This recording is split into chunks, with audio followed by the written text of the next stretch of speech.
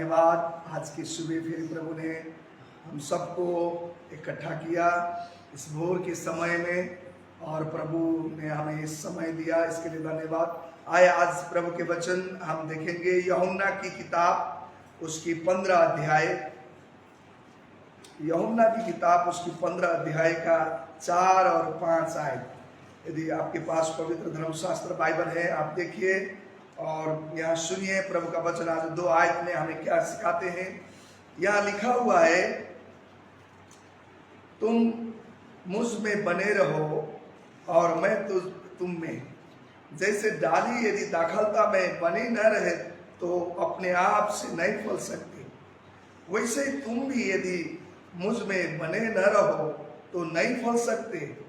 मैं दाखलता हूँ, तुम डालियां हो।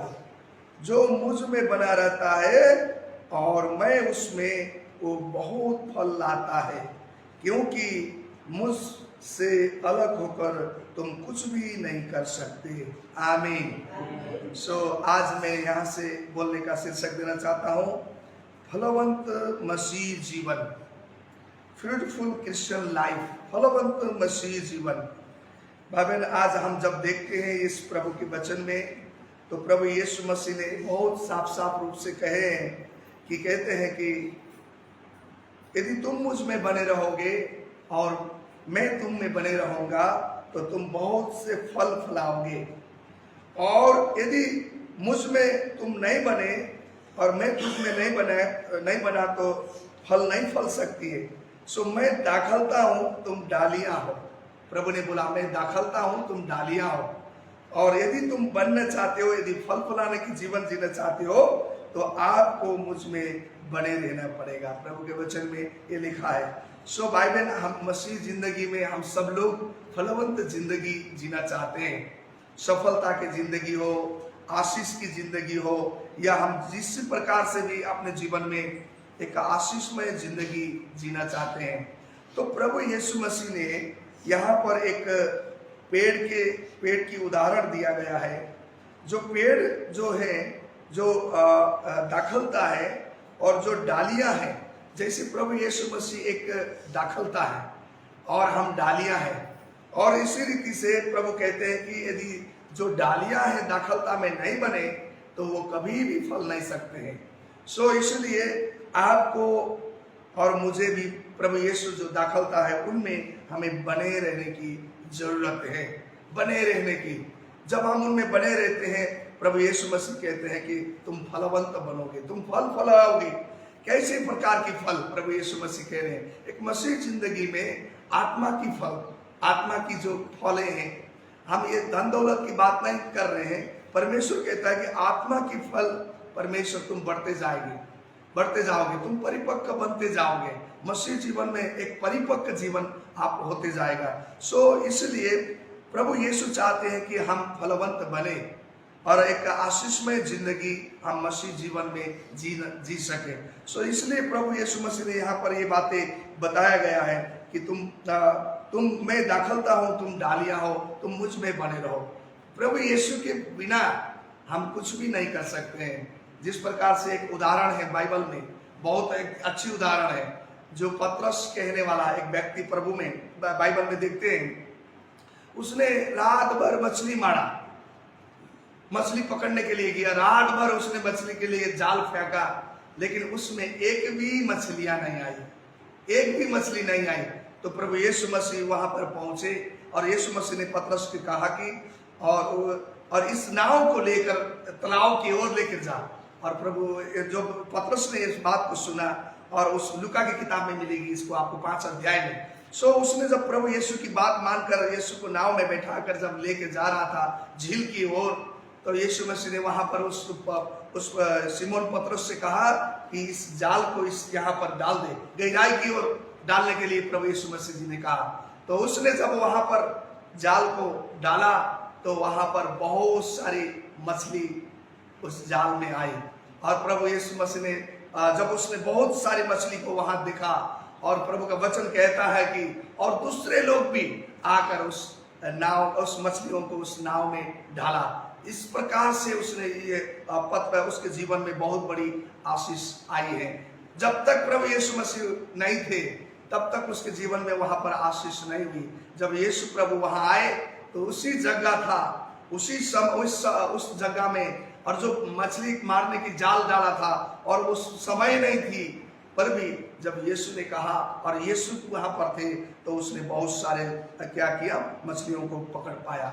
भाई बहन, आज भी जब तक वो पतरस परमेश्वर के साथ, यीशु मसीह के साथ में नहीं जुड़ा, अपने बल में, अपनी शक्ति में, अपनी टैलेंट में, अपनी कौशलता में उसने कोशिश किया, वो सफल नहीं हो पाया। वहां पर उसने कुछ भी मछली नहीं पकड़ पाया। लेकिन जब वो यीशु में आए और यीशु की बातें उसने सुना और यीशु की बातें माना तो उसकी जिंदगी को क्या हुआ, परमेश्वर ने वहां पर फलदायक बनाया है। एक इसी प्रकार से हमारा मसीह जीवन है। मसीह बिना हमारा जीवन कभी भी आशीषमय नहीं होता है। इसलिए प्रभु यीशु चाहता है कि हम जितने भी प्रभु के लोग हैं, हम प्रभु यीशु के साथ जुड़े रहे, प्रभु यीशु के साथ बने रहे, चाहे दुनिया में जो कुछ भी हो। और हमने पिछले कितने सालों पहले देखा जाए तो 20 और 21 में कितनी कोरोना की बहुत महामारी थी, कितनी मुश्किलें थी, कितनी कठिनाई थी। प्रभु उस समय में भी परमेश्वर ने बहुत सारे लोगों को संभाल के रखा है। बहुत सारा आशीषमय परमेश्वर ने हमारे जीवन को बनाया। ऐसी हालतों में भी प्रभु ने हमें संभाल के रखा, क्योंकि परमेश्वर की इच्छा है, प्रभु हर एक भाई बहन को आशीषमय बनाना चाहता है। हम बाइबल में और दूसरा एक उदाहरण देखते हैं, जो यूसुफ नाम का व्यक्ति है। बाइबल में कहता है, उत्पत्ति का किताब 49 का 22 आयत में लिखा है, यूसुफ एक फलवंत लता, एक डालियां जैसे उसकी जीवन बहुत ही आशीषमय बना है। हम उत्पत्ति का किताब 49 का 22 आयत में प्रभु के वचन में लिखा है कि यूसुफ के द्वारा बहुत सारे अपने रिश्तेदार, अपने सारे लोग आशीषमय बना हुआ है। हमने प्रभु के वचन से यह देखने को मिलेगा। यह लिखा हुआ है, यूसुफ फलवंत लता की एक शाखा है, वो सोते के पास लगी हुई फलवंत लता की एक शाखा है, उसकी डालियां भीत पर चढ़कर फैल जाती हैं। आमीन। उसके यूसुफ ने अपने जीवन बहुत ही प्रभु परमेश्वर के साथ में जो बना रहा, जिसकी वजह से उसके जीवन में कितनी कठिनाई आई हम सब लोग जानते हैं। अपने भाई लोगों ने, अपने रिश्तेदारों लोगों ने उसके जीवन को परेशान कर दिया, गड्ढे में डाला गया, फिर गड्ढे में से निकाल के दूसरे लोगों के साथ में उसको बेच दिया गया, और ऐसी कष्ट में साथ समय भी पर उसने अपने जीवन को एक परमेश्वर में बनाए रखा। उसने कभी भी अपने जीवन को दूर नहीं किया परमेश्वर से। परीक्षाओं में भी वो जीत गया, और जिसकी फलस्वरूप वो सब उस देश के लिए और अपने रिश्तेदारों के लिए, सब लोगों के लिए एक सोते के समान एक आशीषमय जीवन बनता रहा। हालेलुया। भाई बहन, जब हम प्रभु में बने रहते हैं, प्रभु के साथ में हम जुड़े रहते हैं, हम अपने घरों के लिए भी और दूसरों के लिए भी एक हम आशीष की डालियां हम बन जाते हैं। इसलिए आज परमेश्वर चाहता है कि हम प्रभु के साथ बने रहें, यीशु मसीह के साथ में। प्रभु ने बोला है कि जैसे मैं दाखलता हूं, तुम डालियां हो। यदि डालियां दाखलता के साथ में नहीं बनी रहती है तो कभी भी फल नहीं फलता है। इसलिए तुम मुझसे दूर होकर कुछ भी नहीं कर पाते हो, इसलिए मुझ में बने रहो, प्रभु का ये विनती है। एक पेड़ को फलने के लिए हम जैसे जल चाहिए, हर उसमें मल देना पड़ता है। हमारे विजय भाई हैं, माली के काम करते, बहुत सारे फल वहां पर पेड़ों को जानते हैं, है ना। उसी प्रकार से उस पेड़ जिस रीति बढ़ता है, आपको और मुझे भी एक फलवंत बनने के लिए जड़ पकड़ना, प्रभु मसीह की जड़, यीशु की जड़ पकड़ना बहुत जरूरी होता है। जड़ नहीं पकड़ता है वो पेड़ कभी भी फल नहीं ला सकता है।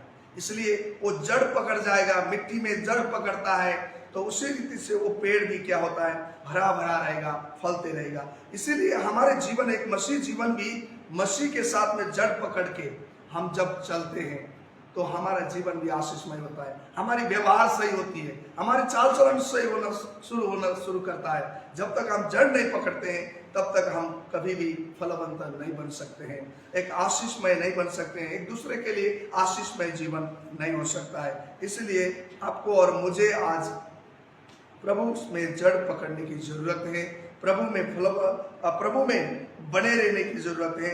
जब प्रभु में हम परिपक्व बनते हैं तो मसीह जीवन एक फलदायक जीवन होना शुरू करता है। सो इसलिए मैं आप सबको उत्साहित करता, भजन संग्रह में भी लिखा है, भजन संहिता में भी लिखा, उसकी 128 आयत का 3 आयत में प्रभु के वचन में भी कहता है कि ओ परमेश्वर, वो धन्य है वो स्त्रियां जो अपने घरों में फलवंत बनती हैं। प्रभु के वचन में लिखा हुआ है, और उनके बच्चे भी फलवंत बनेंगे, प्रभु के वचन में लिखा हुआ है। सो इसलिए आपको और मुझे प्रभु यीशु के साथ जुड़े रहना है।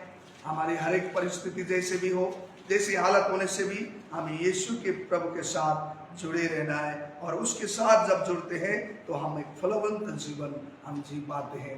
सो मैं आज के सुबह ये प्रभु की ये संदेश, छोटी सी प्रभु के वचन जो मेरे दिल में प्रभु ने डाला, और मैं ये बातें आपको आज शेयर कर रहा हूँ कि एक फलवंत मसीह जिंदगी जीना हमारे लिए बहुत जरूरी है। हम फलवंत होना चाहते हैं तो हमें मसीह के साथ में बने रहना जरूरी है, मसीह के साथ में परिपक्व में होना जरूरी है, जड़ पकड़ना जरूरी है, और मसीह के साथ चलना भी बहुत जरूरी है।